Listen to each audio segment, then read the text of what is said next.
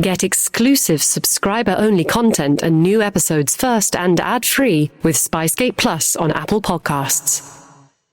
Warning: this episode contains harsh language and descriptions of violence. Listener discretion is advised.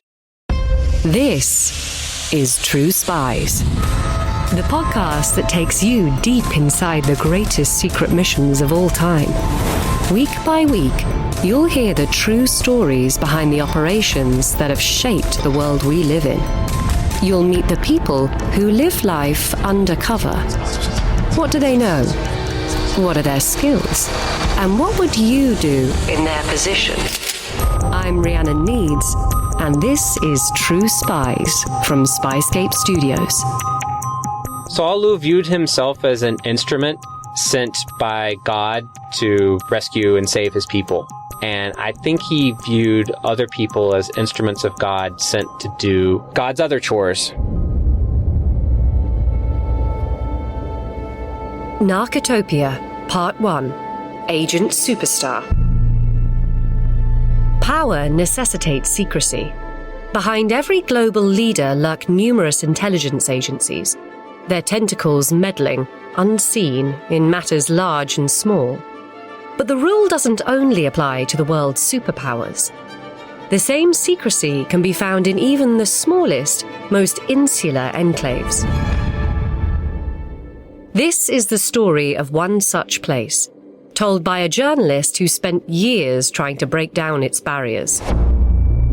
I just kept throwing myself against the wall and throwing myself up against the wall and throwing myself up against the wall, and finally a door opened. It was Saul who opened the door. Saul was the key to unlocking this story. A leader of this isolated domain. He may have been a big fish in a small pond, but that wouldn't preclude him from eventually drawing the attention of the US Drug Enforcement Agency and the ire of the CIA. But we're getting ahead of ourselves. Before you can understand Saul, you need to understand the world he comes from. Your guide is a journalist who has given this misunderstood region a closer look than just about any other Westerner. Hi, I'm Patrick Winn. I'm the author of Narcotopia, in search of the Asian drug cartel that survived the CIA. The Narcotopia I have in mind is often referred to as the Golden Triangle.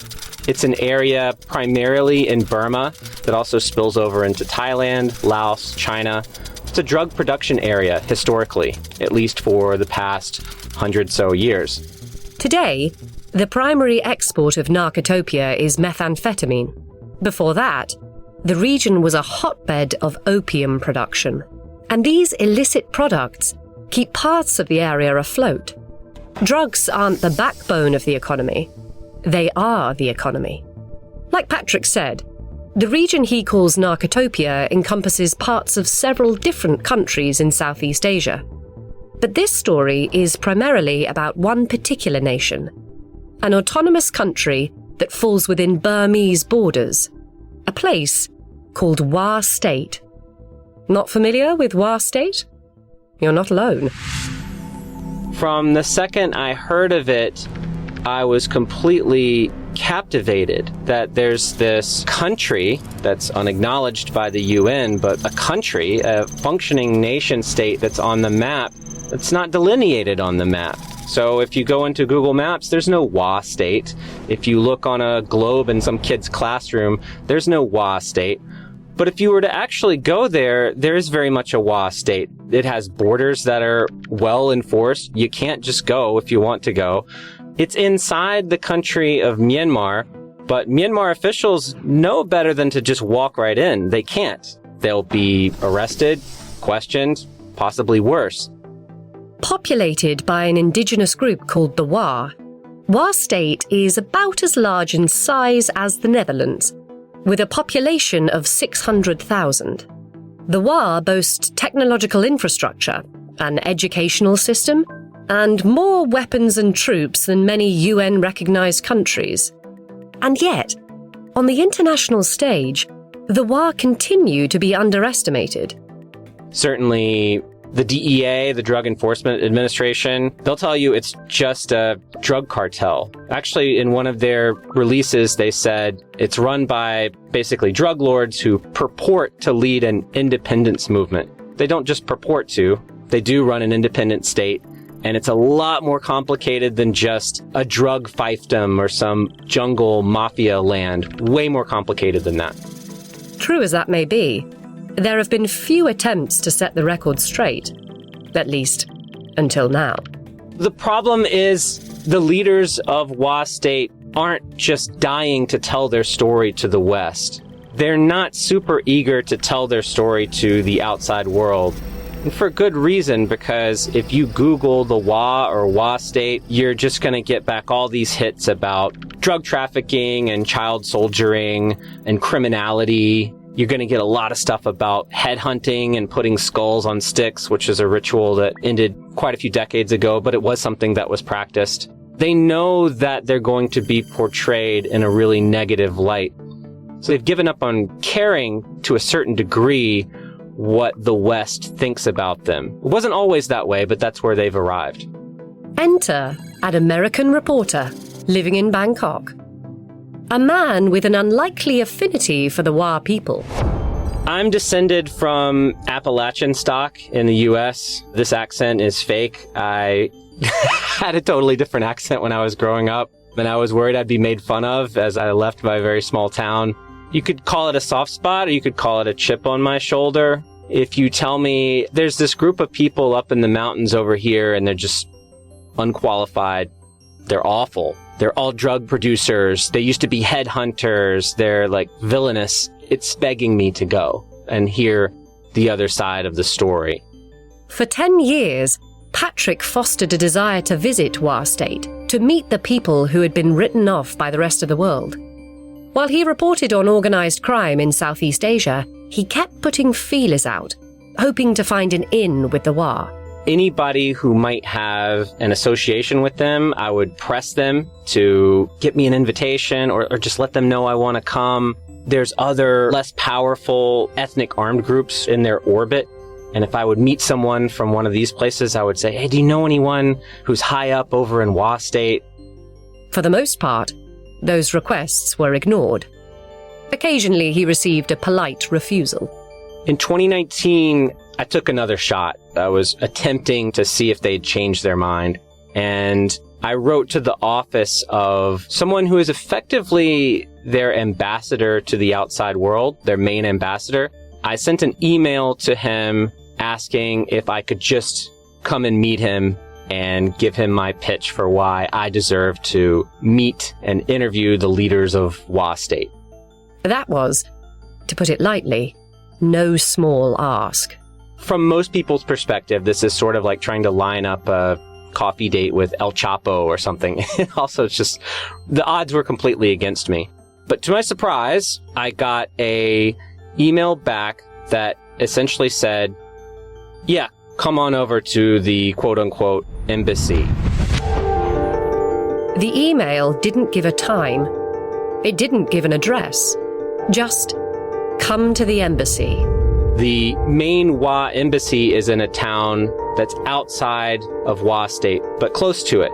It's in a town in Burma called Lashio. And so I replied saying, great, can I come Thursday? Can I come Monday? Can I come at this time? Can you send me a Google Maps link or something like that? And I just got radio silence. But what was a guy like Patrick going to do? Sleep on the opportunity he'd been waiting on for a decade? He decided to venture out without waiting for confirmation. But before he did any reporting, he'd have to line up an interpreter. I had reached out to the one travel agency I could find, and again, long shot. I just said, do you have anyone around who can speak Wa and English? And to my surprise, they wrote back and said, actually, we do know a guy. He doesn't work for us, but we just know him. He's in town.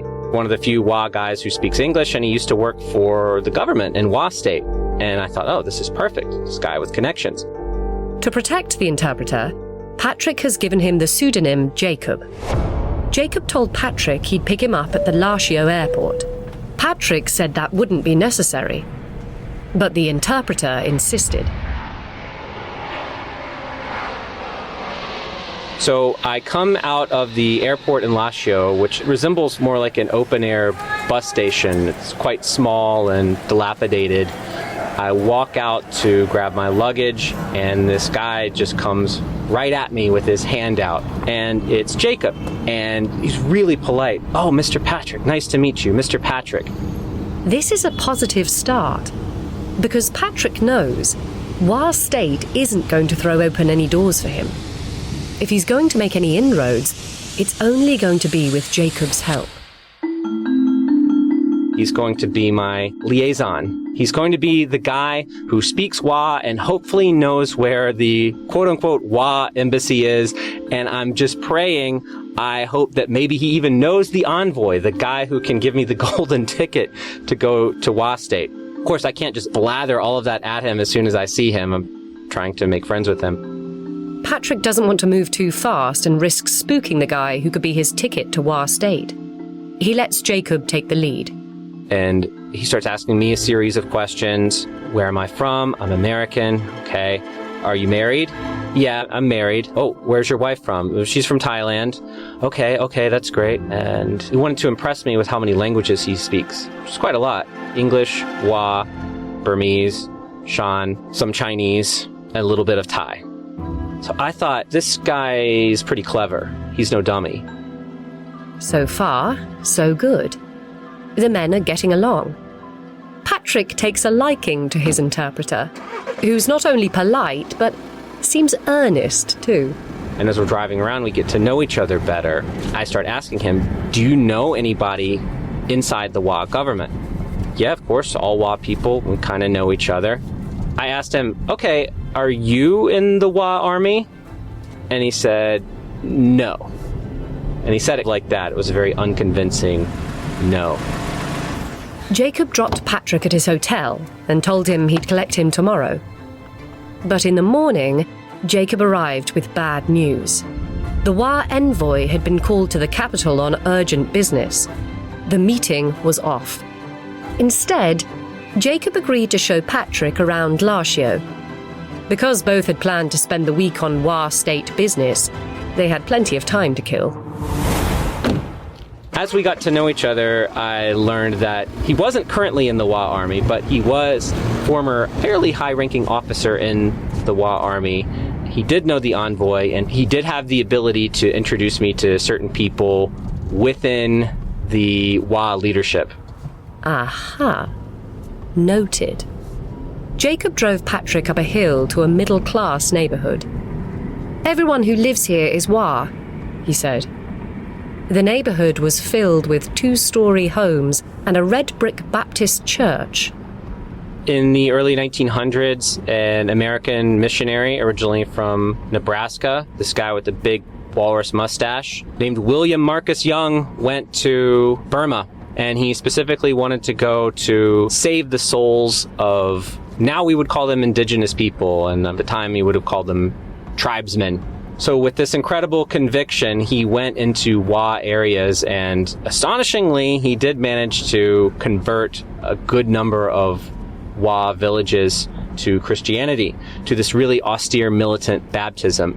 And there is this belief in Jacob that it's a little uncomfortable for me to say, but essentially that their people need to be saved. And Jacob had asked my religion. And not knowing what to say, I said, well, I was raised in a Baptist town. I went to Baptist church as a kid. And that he kind of lit up at that. That really meant something to him. Many of the people who lived in Jacob's area had been pushed out of Wa State by its a-religious leadership because of their Christian faith. But even with the Wa State's explicit rejection of Christianity, Baptist teachings had remained a powerful, if unacknowledged, force in the region, well after the death of William Marcus Young. Finally, Jacob and Patrick's tour came to an end at a slightly ramshackle family home. Would Patrick pay him the honor of joining him and his wife for dinner? And then as we walk into his house, his wife has prepared this amazing spread of food with this like fried golden fish and pork and this wa dish, which has this sort of risotto-like consistency. It's this rice dish. They had prepared this big spread for me, a stranger. The entire reputation of Wa people is that they're unwelcoming, and this was so welcoming. They were so kind to me, and they were just ready to share their lives with me, and it made a big impression on me. Still, Patrick had travelled a long way with a big goal in mind. He needed something from these people, more than just a hot meal. And in all their time driving around Lashio together, Patrick had become hopeful that Jacob might be able to provide it.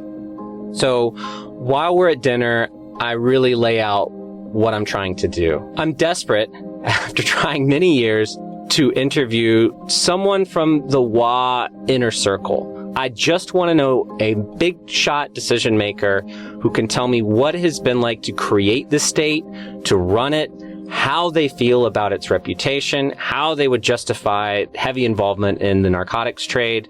And after a while, he said, that's really what you want to do? I said, yeah. And the atmosphere got really strange. I realized I had mentioned heroin and methamphetamine and how I wanted to know the ins and outs of that trade, and I thought maybe I had offended my hosts.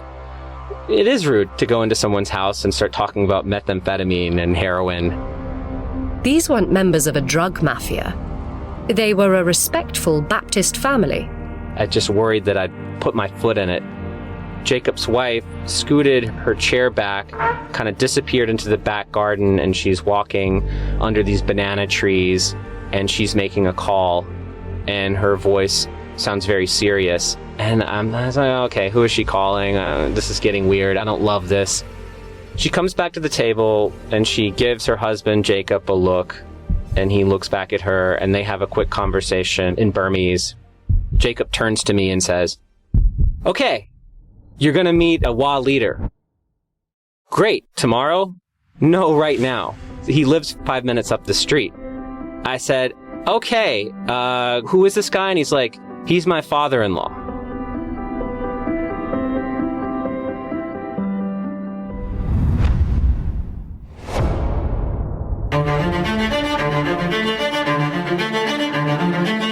The trio set out walking. They had to move fast before Jacob's father-in-law retired to bed. Jacob is giving me his backstory as fast as he can give it.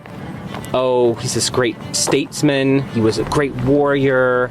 He was there at the very beginning, the founding of the state. He knows all of the other leaders. He's describing him basically as the Ben Franklin of the Wa.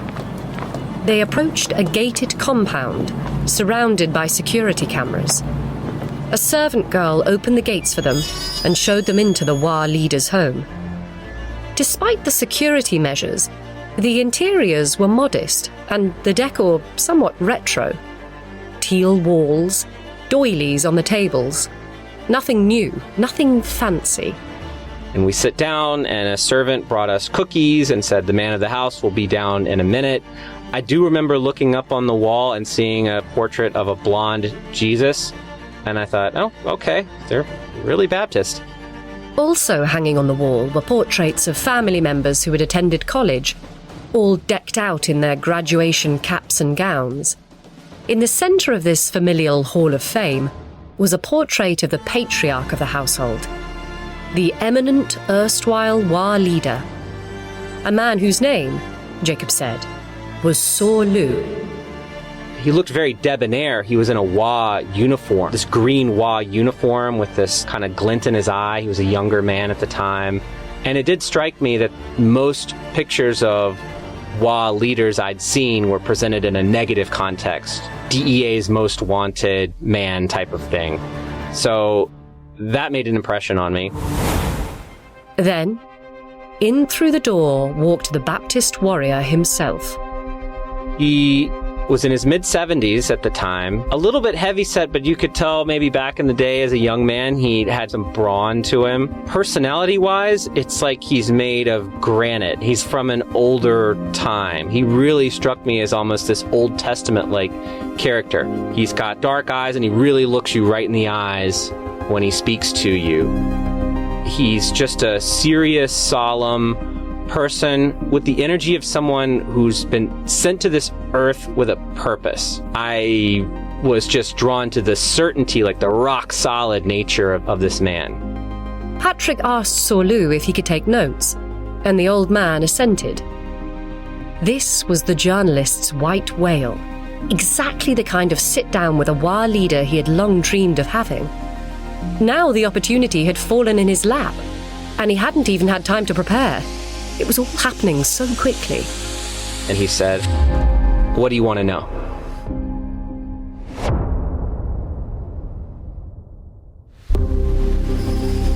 So began the first of many conversations Patrick would have with Wa founding father Sorlu. The Wa leader was willing to answer almost any question the journalist put in front of him. It was only important that he got the chronology straight. So, in that spirit, let's begin at the beginning. Back before the Wa people declared their sovereignty and created what's known today as Wa State. William Marcus Young and his family converted the parents and grandparents of Sorlu. So from his first breath, Sorlu comes into this world where he's told that most of our people need to be saved. They are uncivilized. They need to be baptized. They need to be Christianized. Young and his fellow evangelists considered one traditional Wa practice to be particularly un-Christian in nature. Pre-1960s, it was very common in Wa villages for Wa warriors to post human heads on sticks around the perimeter of their walled fortresses. They didn't do this just to be over the top. They did this because a human skull is a very effective way of saying no trespassing that anyone can understand. They were people that had been targeted by multiple empires, the British, the Chinese, and they wanted to be left alone. Young's followers believed it was their responsibility to rid the Wa people of this practice. And Sorlu very much subscribed to the way of thinking the American Baptist oracle had taught his family. That drive to save his people informed Sorlu throughout his entire life. Sorlu had been born in communist China, but as a kid, he escaped to the foothills of the Burmese mountains with other Baptists who had been unable to practice their religion. By the time he was coming of age in the 1960s, China's leadership sought to expand its regime by any means necessary, and the vulnerable nation of Burma presented an easy target. Sorlu never learned for sure how the Burmese military discovered him. But in 1966, when he was 22, intelligence officers invited him for tea. They explained that the Wa people were under threat from the same forces that had made him a refugee as a child. By coming to work for them, he could help save the Wa people. He'd give them guns to fight Chinese intruders and do everything he could to tamp down on Wa infighting. He was no huge fan of Myanmar's military regime, but by keeping tabs on the hinterlands where the ethnic minorities live in the mountains, it enabled him as a community leader to protect his small group of Wa people, really the people in his immediate neighborhood. So Sorlu was the golden boy for Myanmar's regime, so they left his 300 or so people in his community alone. Sorlu was rewarded for his success within his small community and granted a promotion as an intelligence officer. At the same time, he and his wife ran their local church and opened an orphanage. They maintained a relatively quiet, local life until 1989, when a small group of Wa led an uprising and claimed their land as their own. Then those revolutionaries got in touch with Sorlu. He became a Wa leader upon the foundation of Wa State, their own indigenous government, their own nation state. And from the very beginning, Wa State had to fund itself. It's this landlocked, unacknowledged state up in the mountains where you can hardly grow any decent crops. One crop you can grow in Narcotopia is poppies. The seed capsules in a poppy plant exude a milky latex, which is dried and processed to produce heroin and other opioid drugs. So from the very beginning, it veered towards becoming a narco state. You might say a government with an in-house drug cartel to finance the state. Saw Lu wanted to take it in a different direction. He thought that opium and heroin was wickedness, that as long as they produced drugs, the outside world would think of them as uncivilized and this depraved people. On the other side of the world, a version of that very narrative had taken hold. By the mid-1980s, a war on drugs had begun to rage in the United States, with ramifications across the globe. This is when you have Nancy Reagan, the president's wife, going on TV and saying there's no moral middle ground. The United States is just dead set on eradicating drugs, and we're really gonna do it. So it was a really draconian attitude towards drugs. And defeating drugs was more than just a domestic problem. In order to stop the flow of illicit substances flooding into the United States, the Drug Enforcement Agency, or DEA, set up outposts in the places where those substances originated. Thailand, being a particular thorn in the American side, got 2 DEA offices, one in the capital, Bangkok, and one in Chiang Mai.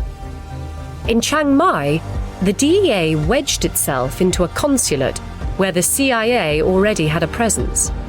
And soon, the 2 agencies were at odds with one another.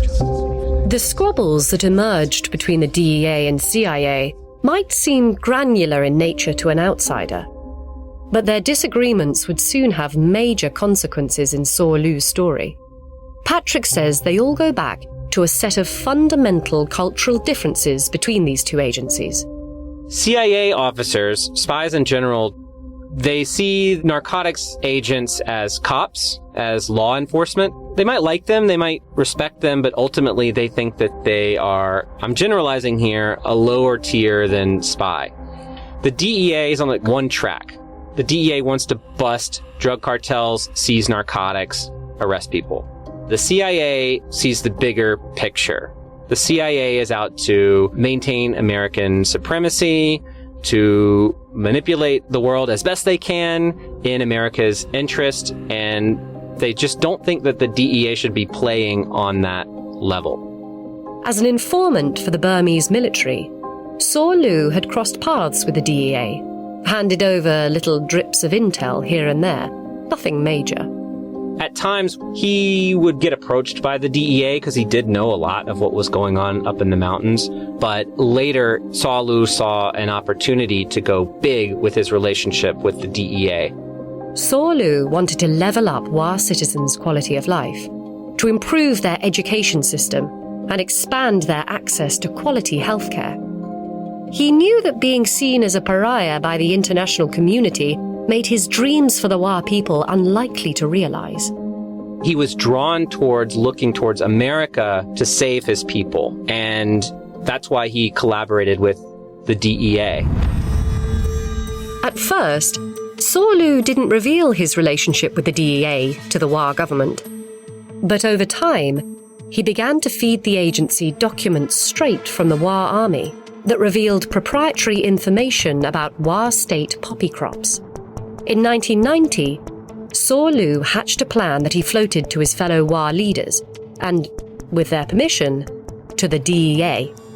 This is a time when, from Wa State, just vast amounts of heroin were going towards the U.S. It's like a fire hose of heroin just blasting the U.S. So there was this real drive within the DEA to find some way to shut off that fire hose of drugs that were just going towards the U.S. That enabled Saw Lu to make the case that, like, hey, I can neutralize one of the biggest drug cartels in Southeast Asia if you work with me. Usually, like in Mexico and Colombia, the DEA team up with local cops and they go try to bust up cartels or seize drug traffickers. Saw Lu said, it's not going to work that way. You have to unite with us. In other words, he'd give the DEA secret intel into the inner workings of Narcotopia in exchange for support for his country. As we wind down the drug trade, you guys have to bring in money and aid and modernization so that it's a fair trade-off. So it was a totally different way of looking at the drug war. Saw Lu wanted to burn it all down. Not all at once.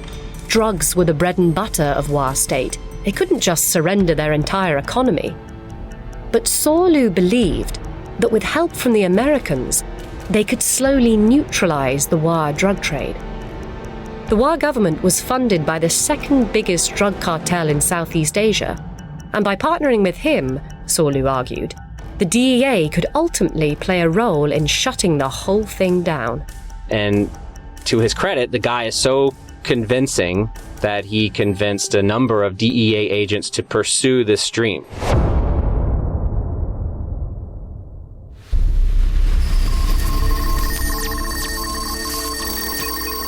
Saw Lu was sharing high-level Wa State documents with his handlers, but he wanted them to know that he wasn't interested in informing on his own people. He deflected attention to a larger cartel in Burma, one that, he said, was run by a businessman with bad intentions. The Wa, on the other hand, were a down-on-their-luck indigenous group, just doing what they had to in order to survive. The DEA agents that worked with him realized that this guy was he saw himself as a messiah, that he was propelled not by desire to snitch on his rivals or get envelopes of cash or anything like that, but because he had this obsession with bringing in America to save his people. Let's return to Saw Lu's living room in that gated compound in Lashio. Just imagine being in Patrick's shoes.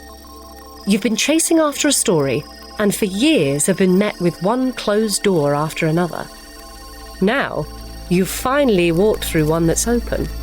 Suddenly, you find yourself in Saw Lu's world, a place that's more extraordinary, more secretive, more laden with intrigue and revelations than you could possibly have imagined.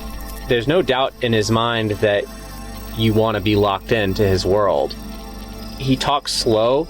He has this sandpapery, raspy voice, and I see him telling the story. Everything else kind of blurs out, and he just can trap you in his gaze. Look, this is a guy that convinced DEA agents to work with a drug-producing organization rather than try to destroy it. I don't know any other examples of that in DEA history. Saw Lu was a charismatic presence, no doubt. But it wasn't just charm that won the DEA over. They made a big bet on his ability to deliver valuable intelligence. And boy, did he deliver.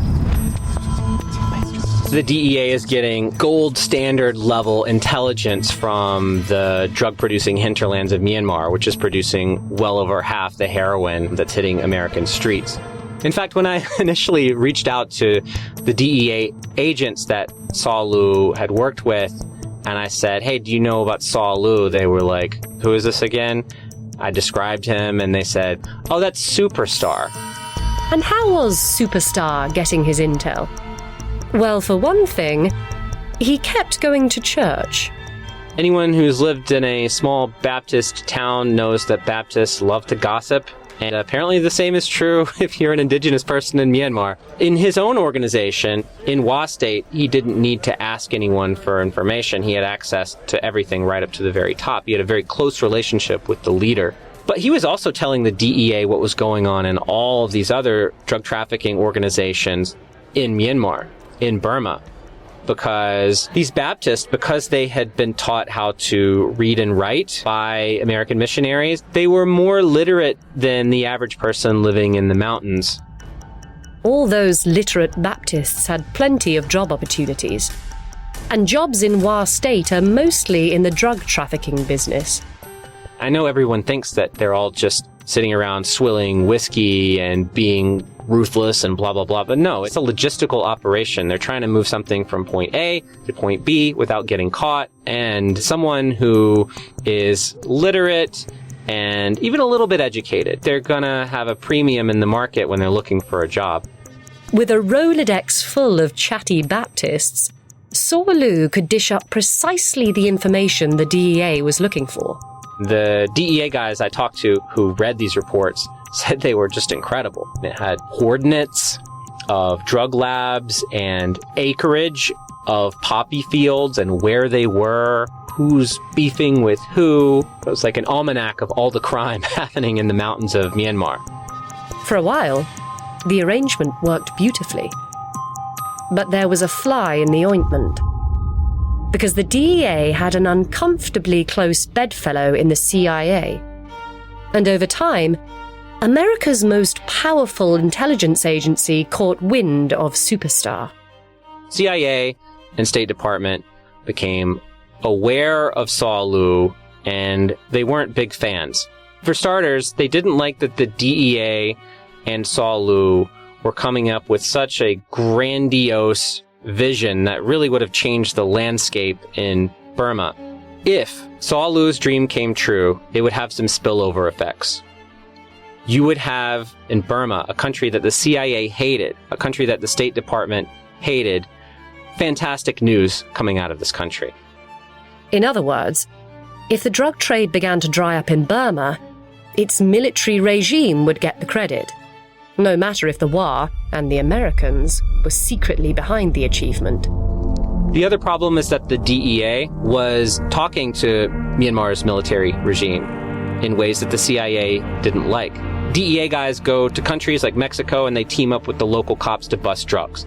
That was seen as a no-go zone for the State Department and the CIA. You're not going to team up with police and troops who are suppressing a democratic revolution. So for many, many reasons, the CIA felt that the DEA was way too big for their britches and that Saw Lu was enabling that. And so if they could neutralize Saw Lu, they could neutralize the DEA's dreams in Myanmar. Patrick reached out to Saw Lu's handlers at the DEA, the ones who remembered him as Superstar. They told him that the CIA began to make their lives very uncomfortable. Their homes were bugged, they alleged, their phones wiretapped. They said they were harassed and, in some cases, sent home from their postings early. Then there was the matter of how the CIA handled Superstar himself. To neutralize Saw Lu, they used a couple of covert tactics. According to one DEA agent, a manifesto that Saw Lu had written about how he wanted to unite the Americans and unite the WA also contained some cheap shots at Myanmar's regime. And so according to this DEA agent, they stole the manifesto and showed it to Myanmar's regime. Suffice to say, Myanmar's military junta would not be entertained by Saw Lu's vision for the future of the WA nation. Myanmar's regime, then and now, is pretty sadistic and, frankly, racist, and tends to view any ethnic minorities, of which Saw Lu was one, as potential traitors to the regime. So the regime was dead set on managing any possible contact between the United States and indigenous people. America does have a history of going into countries that it doesn't like and agitating or riling up certain armed groups who may or may not be ethnic minorities to go against a regime that they dislike. And for its part, according to Patrick's sources, the CIA was not entertained by what it saw as DEA overreach. The general strategy was just to poison the well, to make it impossible for Saw Lu to achieve his dream. And I think even now, if you were to see the DEA try to play around in foreign policy, that the CIA and the State Department would say, that's way above your pay grade. Go chase after a cartel. To protect Saw Lu, the DEA rented a safe house in Burma's capital city, Yangon. And for a while, they were able to protect their covert relationship. But working under the watchful eye of a police state makes it hard to keep secrets under wraps for long. Eventually, regime spies, by trailing Saw Lu to the safe house, did figure out, oh my God, this guy's talking to the Americans. You've got a representative from, as the regime would see it, the fiercest warrior ethnic army up in the mountains who they've never been able to control. And he's talking to a superpower that is sanctioning us, calling us thugs and awful for suppressing democracy. This was not anything that the regime wanted to see.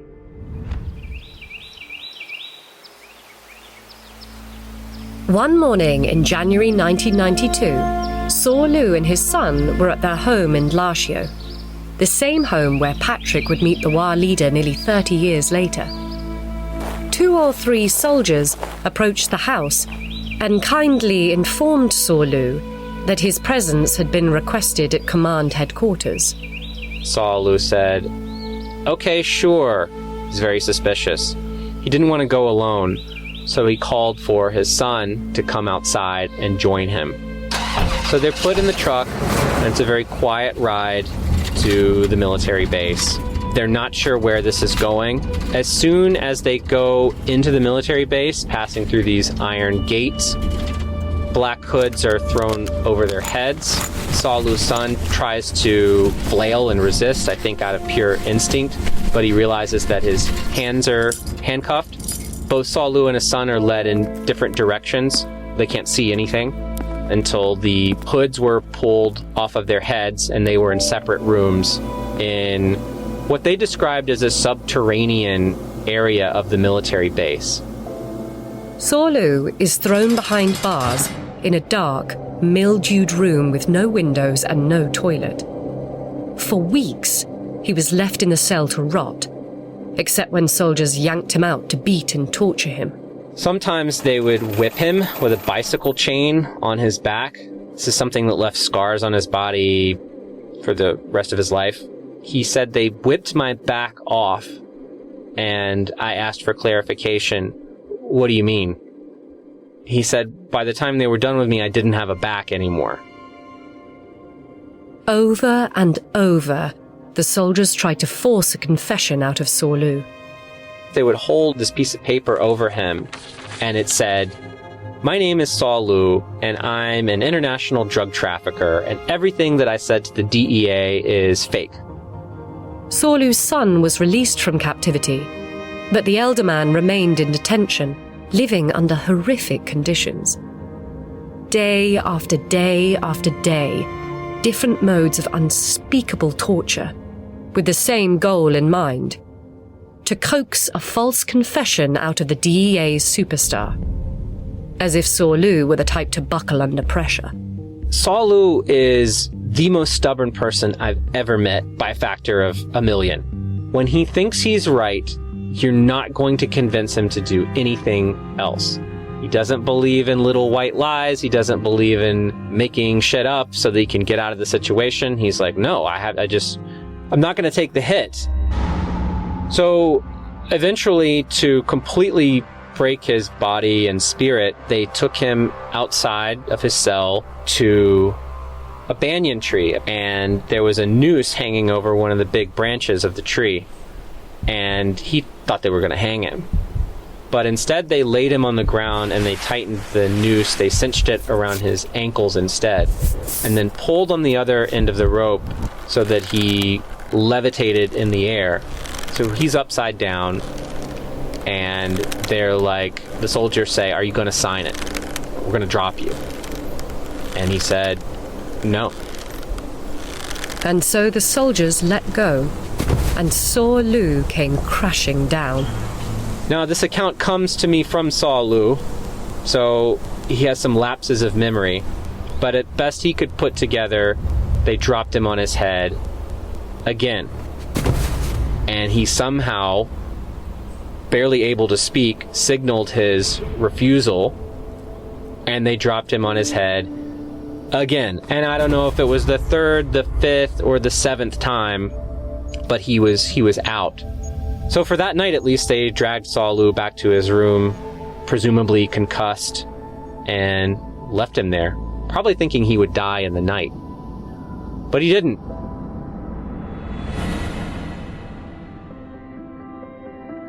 Next time on True Spies. He calls his DEA handler and tells them everything. This is what's happened to me. I've been tortured. He said it looks like they might actually kill me. What can you do to save me? What can you do to help me? and his DEA handler gets very emotional and says, "I'm just so sorry."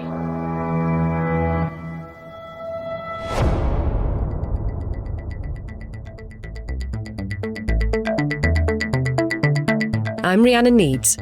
Join us for part 2 to hear how America's intelligence agency left a superstar asset out to dry.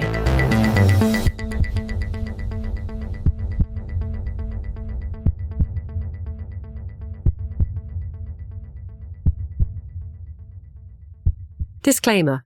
The views expressed in this podcast are those of the subject. These stories are told from their perspective, and their authenticity should be assessed on a case-by-case basis. If you're enjoying this podcast, please click now to give it a 5-star rating or leave a review. Ratings and reviews help people discover the podcast and help us bring you more great stories. And if you have some time, why not forward the podcast to a friend?